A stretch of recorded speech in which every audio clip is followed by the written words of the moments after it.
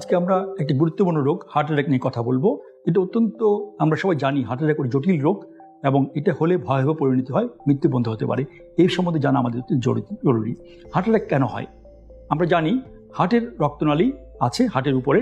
এই রক্তনালীর কাজ হলো হার্টকে খাবার এবং অক্সিজেন সরবরাহ করা।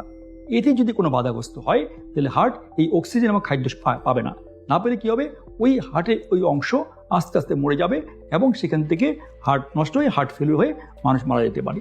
তাহলে এই হার্ট অ্যাটাকটা হওয়ার মূল কারণ রক্তনালীর রোগ। দ্যাট মিনস রক্তনালীর সাপ্লাই বন্ধ হয়ে যায়। আমরা যদি চিন্তা করি, আমাদের বাসায় প্রত্যেক বাড়িতে পানির লাইন আছে। এই পানির লাইনে যখন পানি সাপ্লাই দেয় আমরা নল খুললেই পানিটা পাই, কিন্তু এই নলে যদি কোথাও কোনো কারণে মরিচা জমে, লোহা জমে, মরিচা জমে, তাহলে পানি সাপ্লাই কমে যাবে। একইভাবে হার্টের উপর দিয়ে এই রক্তনালী মানে পাইপের মাধ্যমে হার্টের রক্ত সঞ্চালন হয়। এখানে যদি কোনো বাধাগ্রস্ত হয়, বাধাগ্রস্ত কীভাবে হয়? বাধাগ্রস্ত হয় কীভাবে? আমরা যদি ডায়াবেটিস থাকে, আমাদের যদি কোলেস্ট্রল থাকে, সেখানে আস্তে আস্তে একটা লিপিড প্ল্যাক জমে। এই প্ল্যাকটা বড় হতে থাকে, বড় হয়ে পুরোপুরি আমাদের আস্তে আস্তে পুরোপুরি রক্ত সাপ্লাই বন্ধ করে দেয়। বন্ধ করে দিলে কী হবে? রক্ত সাপ্লাই কমে যাবে। কমে গেলে ওই অংশের হার্টটা আস্তে আস্তে নষ্ট হয়ে যাবে।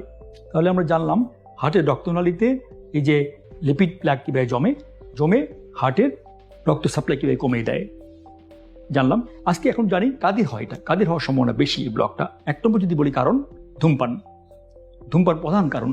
ধূমপান বলতে আমি বোঝাচ্ছি যে সিগারেট, তামাক জাতীয় দ্রব্য এবং অ্যালকোহল যারা খান তাদের হতে পারে, এবং ইদানিং দেখা যাচ্ছে যারা অনেক মাদক নেন তাদের ক্ষেত্রে কিন্তু হতে পারে। 2 নম্বর ডায়াবেটিস। যারা ডায়াবেটিস নিয়ন্ত্রণে রাখেন না তাদের ক্ষেত্রে কিন্তু এই রক্তের চর জমে, প্ল্যাক জমে এবং অনুচক্রিকা জমে হার্টে ব্লক তৈরি করে। 3 নম্বর আসে উচ্চ রক্তচাপ। 4 নম্বর অতি কোলেস্ট্রল। এই কোলেস্ট্রল একটা প্রধান কারণ। এই লিপিডে বড় অংশ কোলেস্ট্রল যদি থাকে, এই কোলেস্ট্রল জমে কিন্তু ব্লক হতে পারে। এতক্ষণ আমরা শুনলাম রক্তনালীতে কীভাবে ব্লক জমে, ব্লক হয়ে লিপিড জমে কীভাবে রক্তনালী সরবরাহ কমে দেয়। এখন শুনি আমরা কাদের হয়। সেক্ষেত্রে আমরা 2 ভাগে ভাগ করতে পারি। একটা হলো যে কিছু জিনিস মডিফাই করা যায় না, যেমন আমার বয়স বাড়ছে, সেক্ষেত্রে ব্লক জমতে পারে। 2 নম্বর হলো যে রেশিয়াল মানে এটা দেখা যাচ্ছে আমেরিকানদের একরকম, আফ্রিকানদের একদম, এশিয়ানদের একরকম, এটা বংশগত ব্যাপার, সেখানে কিছু করার নেই। কিছু আছে মডিফাই বলে, এগুলি চেঞ্জ করা সম্ভব।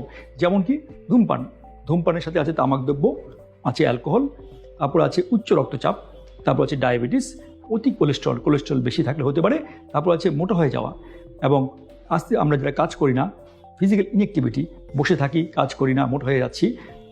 5 নম্বর যে কারণ হলো যে আমরা যদি কিছু ওষুধ খাই, যে ওষুধগুলো আমরা বলতে পারি আমাদের স্টেরয়েড জাতীয় ওষুধ, বিভিন্ন ওষুধ খাই, এই ওষুধগুলো কিন্তু বিভিন্ন ক্ষেত্রে দেখা যায় যে ব্লকের টেন্ডেন্সি বাড়িয়ে দেয়। অতএব আমাদেরকে এখন নিজেদেরকে বুঝতে হবে এই হৃৎপিণ্ড একটা গুরুত্বপূর্ণ অঙ্গ।